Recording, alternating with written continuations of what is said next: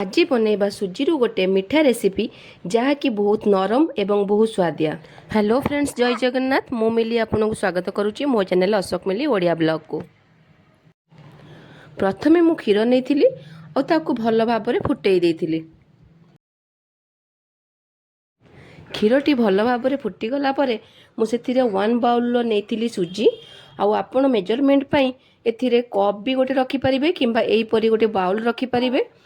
तापर मुझे नहीं 1 टेबल स्पून सॉल्ट आउ से जो बाउल में मुझे आउ किछि क्षीर ता जंतुणीटा देखो परफेक्ट हो जाइए।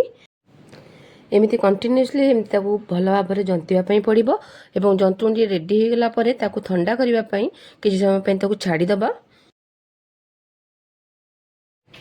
जंतुणी ठंडा हो गला मुझे नहीं 1 स्पून देसी गुआ घी ताकू भल भाव में माखी देइथिली कहीं देसी गाई घीटी देले बहुत सॉफ्ट हम आ खायापाई बहुत टेस्ट लागिबो। जंतुणु यहीपरि भाव में गोल गोल सेप्र सब गुड़िक मुझे जाइथिली।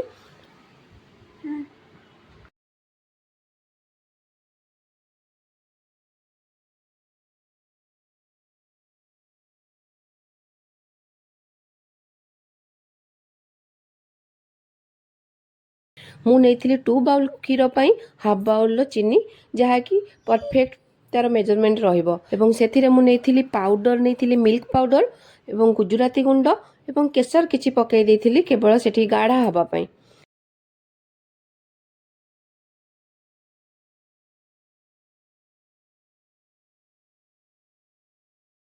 क्षीरटी भल भाव में बहलिया होइकी फुटीगला ताकू पिठा गुड़िक नहीं मुझे पकईदेली एवं पिठा को मु 5 ରୁ 10 मिनिट पर्यंत ताकू सिझेई देइथिली जेमिति कि से सिझीजिवो भल भाव में आउ स्वादिया लागिवो।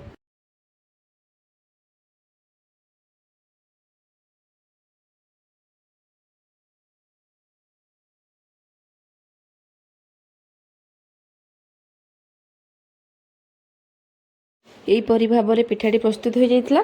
आपण थरे घरे निश्चित ट्राए करंतु आ पिठाटी केमिति लागिवो मते निहाती मते कमेंट रे जणातु। मो चैनल को आपण सब्सक्राइब करंतु, लाइक करंतु।